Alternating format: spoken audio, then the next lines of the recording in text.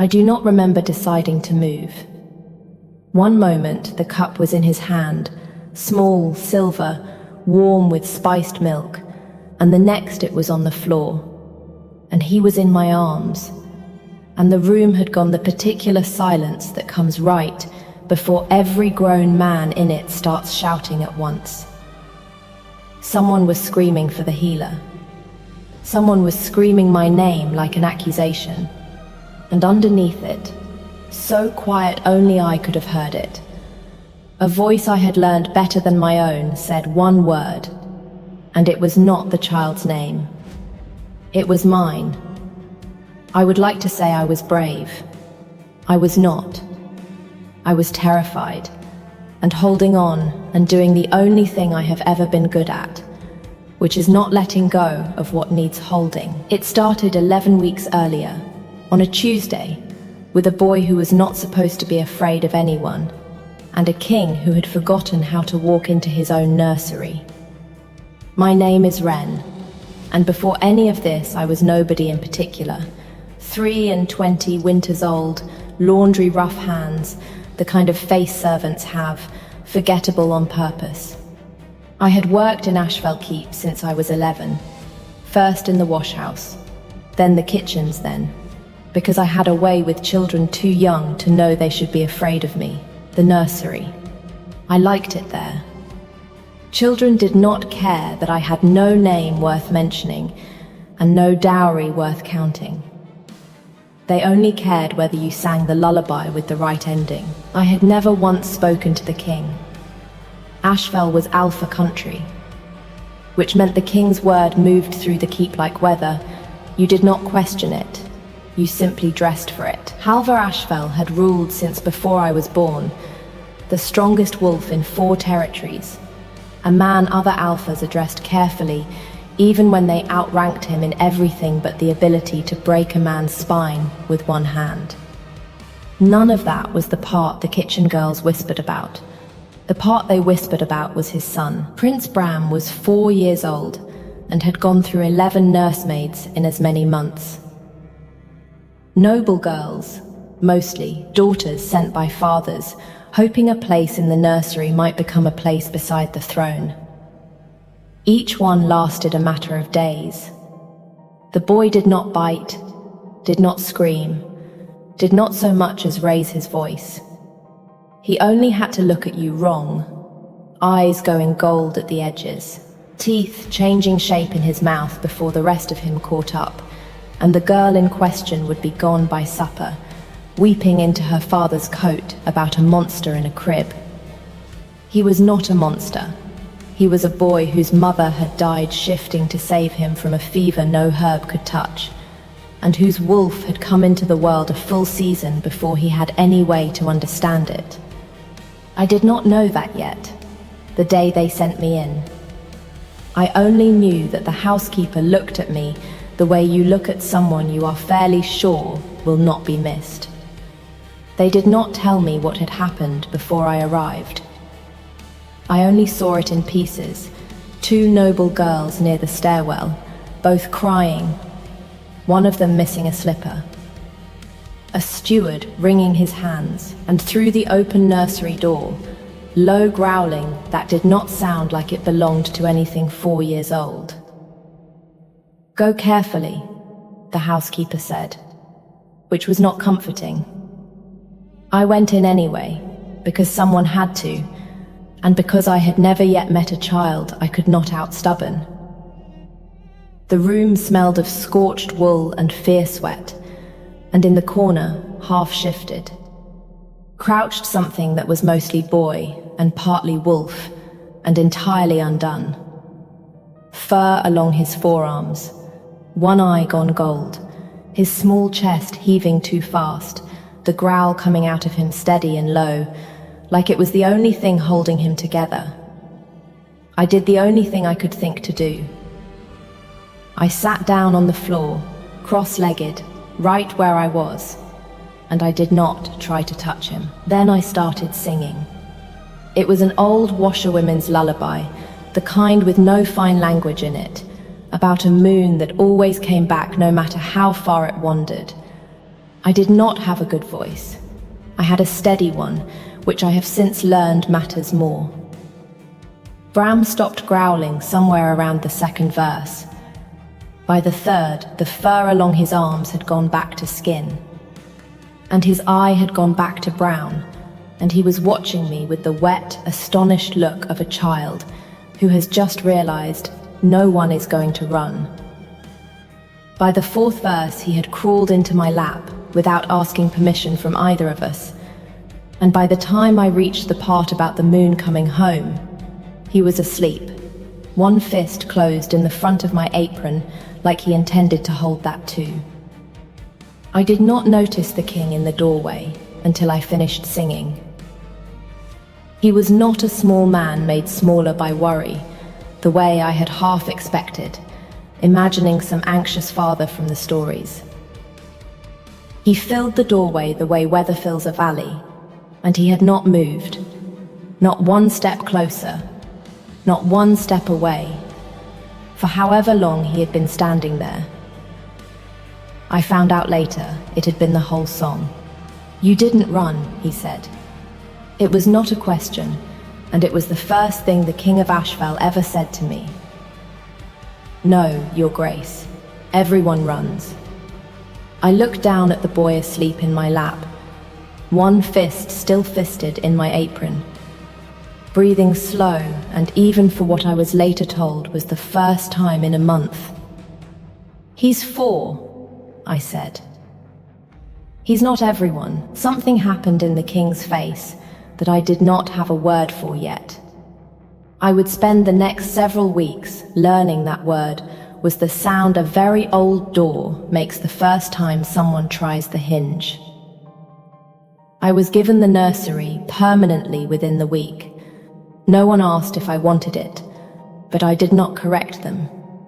Because I did, Bram wanted his door left open at night, and someone within call if he woke reaching for a mother 2 years gone. I could give him both.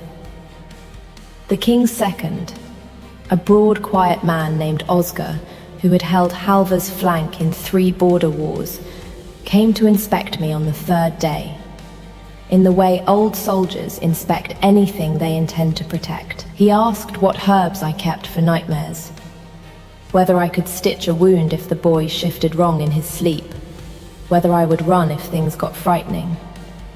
I said I already hadn't. He nodded once, like a man closing a ledger, and after that he brought me tea from the kitchens most evenings, unasked. And I thought, for longer than I should have, that this meant he was on my side, lower in the pack. Everyone still knew where I belonged, and it was not standing close enough to the Alpha's heir to matter. Ashval's hierarchy ran the same as every pack's. The king at the top, his second below him, ranked warriors, the pack proper, and then the ones like me, who existed mostly to make the ranked comfortable. A laundry girl with her hand in the crown prince's future was not a story. It was a scandal, waiting for a reason. Lady Odessa Vantry gave it one within a month. She arrived from the Eastern Territories with 3 trunks and the settled confidence of a woman who had been told her whole life she would one day be Luna. She had very nearly been. 2 winters before Astrid. Before the king's heart had been spoken for elsewhere, and Odessa's family had swallowed the insult and waited, the way families like hers always do, for the world to circle back around to what they were owed. She found me in the corridor outside the great hall the day of the autumn gathering, Bram's small hand in mine, and she looked at the 2 of us the way you look at a stain you intend to have someone else remove. "How touching," she said to the 3 ladies flanking her rather than to me, the kitchen girl playing nursemaid to the whole future of the territory. I do wonder what the king imagines he's teaching his son, being raised by someone who empties his chamber pots. Bram's hand tightened in mine. I felt the small tremor start up his arm, the one that meant his wolf was listening too. "I don't empty his chamber pots," I said, pleasant as anything. "I have a girl for that. I only handle the parts of him that matter." One of her ladies laughed before she could stop herself. Odessa did not. The king found me in the library 3 nights later, which I would come to learn was where he went when the crown got too heavy to wear in front of anyone else. I was there returning a book Bram had insisted on, despite being 4 and unable to read, and I did not expect the King of Ashfell to be sitting in the dark with no candle lit, a cup of something untouched at his elbow. "You don't have to make excuses to my second-in-command," he said, without turning around. "Oscar reports everything to me. I know what Lady Vantry said in the corridor. I wasn't making excuses, Your Grace." "I meant it. I know you did." A pause where the next word should have been. "That's rather the problem." I did not ask what he meant. I have found that people tell you the true thing faster if you let the silence do the asking instead of your mouth. "My son has not slept a full night since his mother died," he said finally. 2 years, 11 nursemaids. I had begun to think it was permanent, that I had a son who would grow up half a wolf with no one able to reach the boy underneath it, because I could not reach him either, not since Astrid. His hand closed slowly around the untouched cup. And then a laundry girl sat down on my floor and sang to him like it was nothing at all. "It wasn't nothing," I said.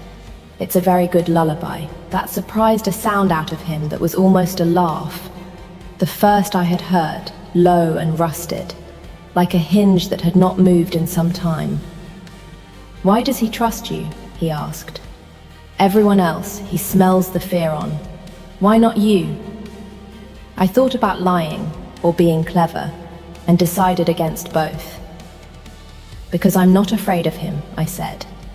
"I don't think anyone's told him that's possible." He looked at me for a long moment in the dark, the kind of look that in a bawdier story would have ended in something neither of us could take back. He did not close the distance between us. Neither did I. He set his cup down instead, gently, the way you set down something you have decided not to break yet, and wished me good night. The days after that fell into a shape I had not let myself want. Bram found reasons to be wherever I was, insisted his lessons happen in the kitchen so I could listen, brought me things from the gardens with the fierce seriousness only a 4-year-old can manage. A stone shaped like an egg, a feather, once an alarming beetle he clearly expected me to keep. Twice I found him asleep outside my door, instead of his own, and both times it was Halva who carried him back, and both times he lingered a moment too long in my doorway before he left.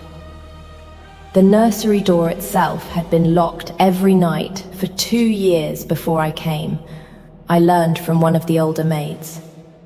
Locked from the inside, by the king's own order, the year Astrid died. I did not ask why. I only noticed that somewhere in my 2nd month, it had stopped being locked at all. I did not know yet that a king's grief and a king's advisor can look identical from the outside, both quiet, both careful, both watching.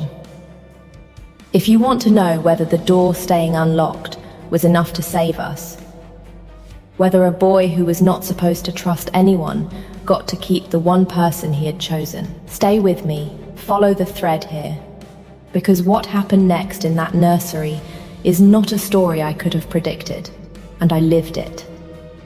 I found the workshop by accident, chasing Bram through a wing of the keep I had never had reason to enter. He got there before I did, and was already sitting cross-legged on the floor, the way I had taught him without meaning to, in front of a low table covered in wood shavings, and a half-finished carving of a wolf no bigger than my hand. "Papas," he said, when I caught my breath enough to speak. He does it at night. He thinks I don't know. The wolf was rough in places, overworked in others, the kind of thing made by someone teaching himself a craft he had never needed before, one late hour at a time. I did not have to ask who had started it and not finished, because Bram already had, matter of fact, the way children say the hardest true things. Mama was making it for my naming day. She didn't get to finish. I was still crouched there, the little wolf warm from Bram's hands, when the king found us both. He did not shout. He did not even look surprised, exactly. More like a man watching a door open on a room he had meant to keep shut a while longer. 2 years, he said, and his voice had gone somewhere very far away. I told myself I'd finish it before his next naming day. And then I didn't. And then I told myself I'd never be able to give it to him at all, because every time I picked it up, I was giving myself permission to feel something again, and I had decided that was a debt I did not get to collect. Not after what loving her cost him. His eyes went to his son, then, unwillingly, to me. Not after what it might cost the next person. I understood, all at once, the shape of the thing I had walked into. This was not a man who did not feel. This was a man who had spent 2 years convincing himself that feeling was a weapon aimed at everyone he pointed it at. Something in me went very still and very clear. With respect, Your Grace, I said, that's the most cowardly thing I've ever heard a king say. He looked at me like I had struck him, which, in a manner of speaking, I had. You don't get to decide his grief is a debt, only you get to pay, I said. And I did not soften it, because I was done softening things for people who outranked me. He is 4 years old, and he has already learned that love disappears if he holds it too tightly. You are teaching him that lesson twice, once when his mother died, and again every single day you refuse to finish that carving out of some idea that wanting things is dangerous. I don't care what it costs you. Finish it. He needs his father back, more than the pack needs you protected. I had never spoken to anyone that way in my life, let alone a king. A month earlier, I would not have dared. He did not answer for a long moment. Then he crossed the room, picked up the half-finished wolf, and set it in his son's open hands. "Happy early naming day," he said, and his voice cracked on it in a way I do not think he intended anyone to hear. Bram threw both arms around the carving like it might run off, and then unexpectedly around his father's neck, and Halvar knelt there on the workshop floor, holding his son with a wooden wolf caught between them, and I stood in the doorway of a room I had not been invited into, and understood that I had just watched something come back from the dead that was not Astrid, and never could be, but was real all the same. Oscar found me in the still room 3 days later, where I had gone to make more of the calming tisane Bram liked before bed. He still brought me tea most evenings. He still asked after the boy with what I had taken all along for genuine care. The border lords are asking questions, he said, without preamble, about why the crown prince's closest attachment in the world is a laundry maid with no house behind her name, about what it means, that the king has not so much as looked at a marriage contract in 2 years, and now suddenly looks settled and content, and everyone in this keep knows exactly why. Is there a question in there, or just a complaint? The question is whether you understand what you're standing in the middle of. His voice was not unkind. That was almost worse. This isn't a story about a boy and a lullaby anymore, Wren. It's a succession. Ashvel needs an alliance in the east before winter, or the border lords start wondering if a king without a Luna is a king worth testing. I am asking you, as someone who has watched this pack survive 2 wars, to consider stepping back, for the boy's sake, for all our sakes. I told him I would think about it, because it seemed the safest thing to say to a man built like a door frame. I did not tell him that I had already decided, in the workshop 3 nights before, that I was done stepping back from anything. The naming day ceremony was set for the turn of the season, the formal presentation of the Alpha's heir to the full pack, and Lady Odessa made certain the whole court knew she considered it obscene that the king's chosen nursemaid, her word, chosen, said like an accusation, would be anywhere near the dais. She went to the pack elders directly. I found out only because Oscar told me, grim-faced, that there had been a formal complaint lodged. That pack law technically required the child be presented by someone of ranked blood, and that the king was refusing to hear a word of it. He's going to lose ground he can't afford to lose, Oscar said, over a laundry maid holding a boy for one ceremony.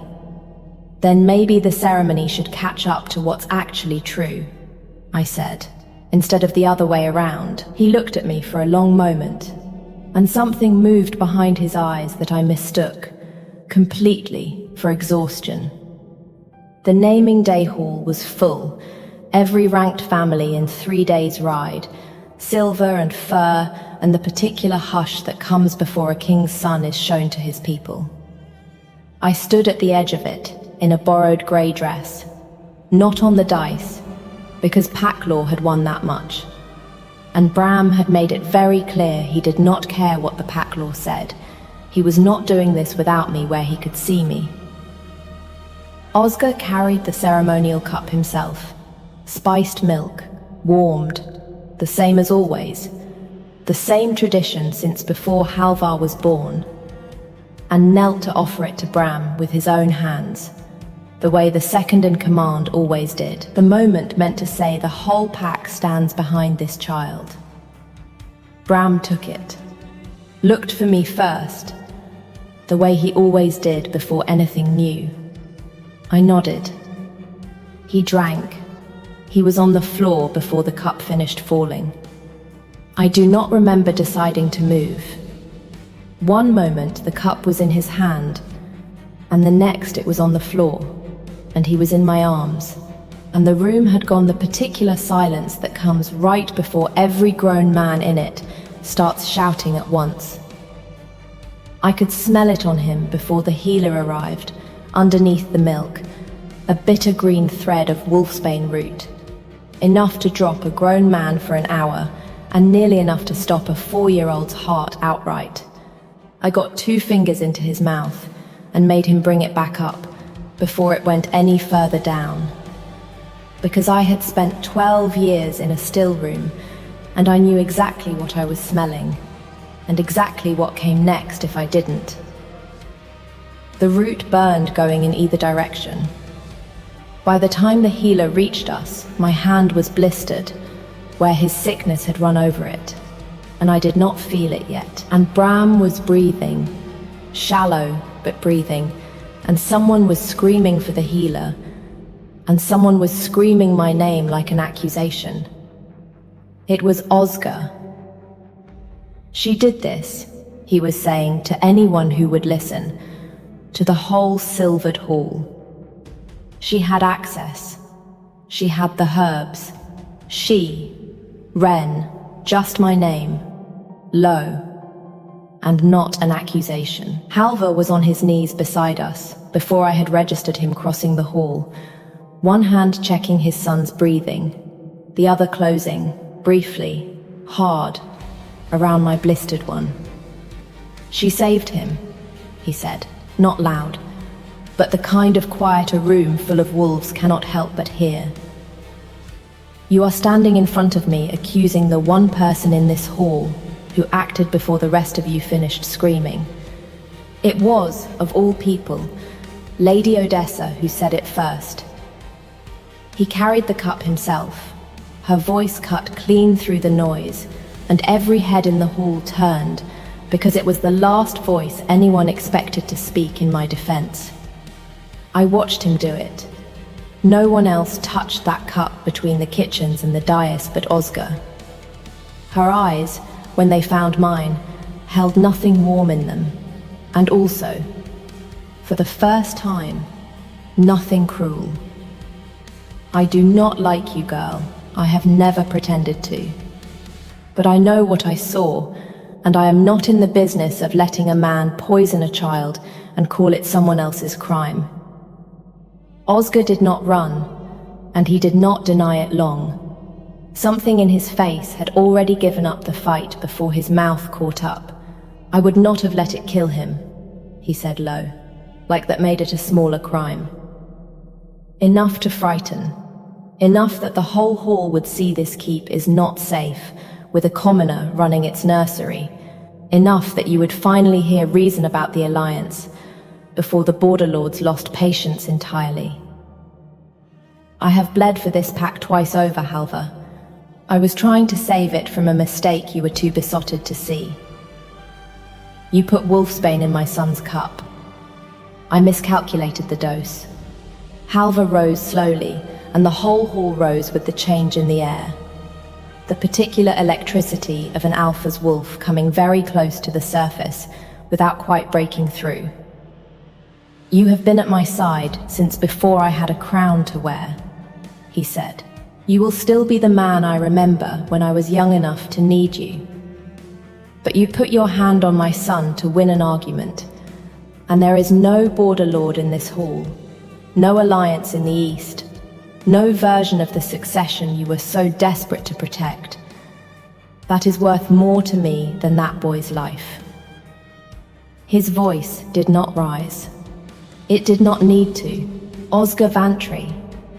I had not known until that moment they shared a house name, that Oscar was Odessa's own uncle, that the alliance he had been so desperate to force was his own family's, is stripped of rank, exiled beyond Ashfel's borders by sundown, and if he is seen inside them again, he will be met as any other threat to this pack is met.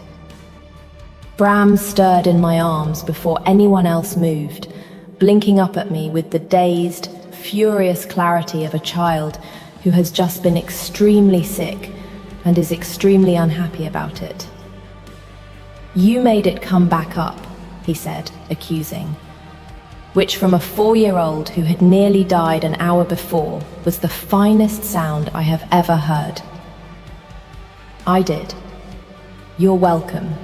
He burrowed into me instead of answering, one small fist finding the front of my dress the way it always did, and said, muffled, to no one in particular, I want Ren to hold me at the ceremony. Not a person of ranked blood. Ren, Halva looked at his son, and then at the hall full of ranked blood that had spent 4 months trying to explain to him why that was impossible, and then at me. Pack law, he said, loud enough to carry to the doors, requires the heir be presented by someone the pack itself has chosen to honor. He crossed the space between us in 3 strides, and knelt, the king of Ashfel, on both knees, in front of every noble house in his territory, not to me but to his son, gathering us both up together, and rose with Bram still in my arms, and his hand closed once more around mine. I am naming her tonight. Before all of you. Not as a nursemaid. As the woman this pack's heir already chose for himself. And the woman I intend to make his mother in truth, if she will still have either of us after the day we have given her. He turned enough to look only at me then, and every ounce of formality went out of his voice. Will you? I had thought, somewhere in the last 11 weeks, about what I would say if a king ever asked me anything. I had not once imagined it would be this simple. Yes, I said. Obviously yes. Ask me something hard next time. He laughed, the rusted hinge sound all the way open now, and kissed me in front of the entire assembled nobility of Ashfell, brief and unpolished and entirely too public, and I felt something in me that had been braced for 11 weeks, maybe longer, finally set itself down. The fallout was real, and it was not gentle.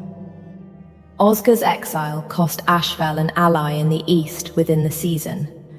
Odessa's family took it as an insult, regardless of which side of it she had stood on, and pulled their trade routes north for 2 winters before quiet diplomacy mended it. The border lords muttered. A few ranked families left court early and did not return for the spring gathering. Being chosen does not erase the structure you were chosen out of. It only means you spend the rest of your life a little bit argued about, and I have found I do not mind that nearly as much as I expected to. Odessa, for her part, did not become my friend. She became something stranger, an ally who disliked me on principle and defended me on evidence, which I have come to think is rarer and more honest than most friendships I have had. 6 months later, the nursery door stands open day and night, because no one in this keep has needed it locked in a long while. The wooden wolf sits finished on Bram's windowsill. Halvar sanded the last rough edge himself, the week after the ceremony, and did not let anyone else touch it. Bram has stopped shifting when he is frightened, and started shifting when he is delighted instead, which the healer tells me is the more usual order of things. Last week, a letter came from the wash-house woman who trained me at 11 years old, half in disbelief that the girl who used to scrub sheets in her yard was now, of all things, expected to be called Luna by autumn. I wrote back that I could hardly believe it either, and that she should come to the wedding, and that yes, I would still remember how she took her tea. I still sing Bram the same lullaby most nights, though he tells me now that he is nearly 5 and far too old for lullabies.